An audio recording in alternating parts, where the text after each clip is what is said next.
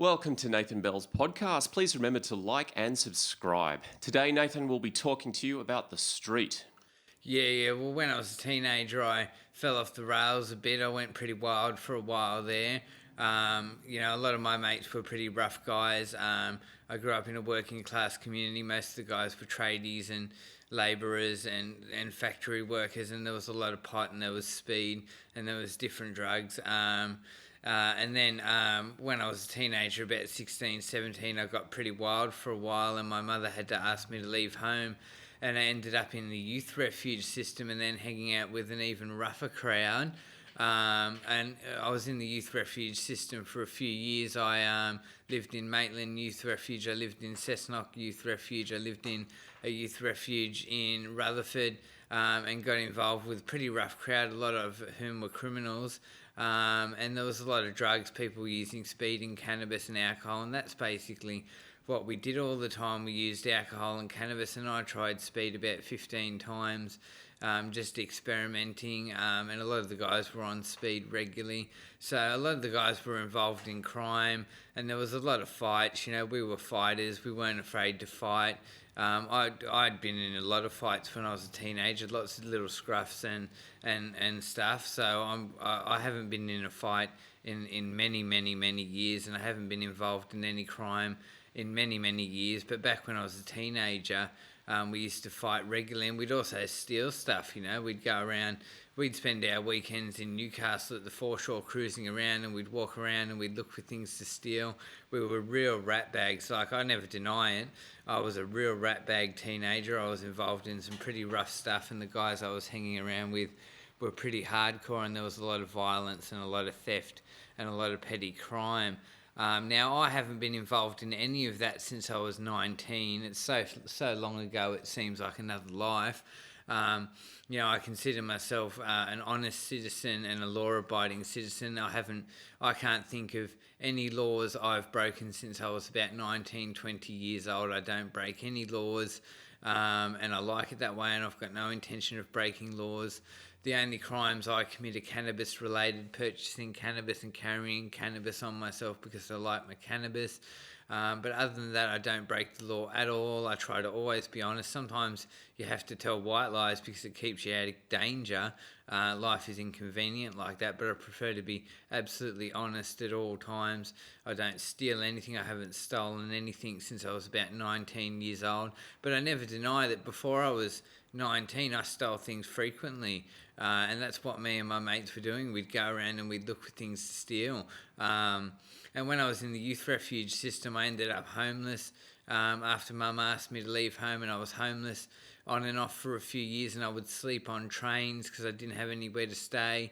And I used to even ask for money in Maitland Mall. I'd go around and beg for money in Maitland Mall. I was a real mess. I was absolutely off the rails. All that finished when I was about 19. I sort of got my head together and moved back in with my mother and sorted myself out and started living an honest, sincere life. And that's why all that is so far in the past. Like, I wouldn't even think of myself behaving that way anymore or doing any of those criminal behaviours anymore. And I'm not going to let anyone say to me that because I was involved in crime when I was a teenager that I'm a criminal now. I'm certainly not a criminal. I don't commit any crimes. I'm an honest man. I don't do anything wrong. I don't harm anyone. I'm nice. I'm kind. I'm friendly. But this is why I've got time for criminals, and I speak to a lot of people in the community because I'm very well known in the community and I'm very active in the community, and I'll speak to criminals, and a lot of people won't speak to people who are involved in crime. But I try not to judge people because I see everyone as human beings struggling through this life, which is difficult, and we're all here surviving. So I'll communicate with people involved in crime if I see them in the street. And I know people in the community who I talk to frequently who are involved in crime, and I'm not going to judge, and because I like to see people as human beings. But me talking to criminals and having associates who are criminals doesn't make me a criminal. I'm not committing any crimes. You know, these are just people I talk to in the street because I'm a loving, welcoming person and I try to welcome people. But I don't judge. I see human beings as all struggling through this life, and if we want to lift people up, we have to communicate with people and we have to be friends with people.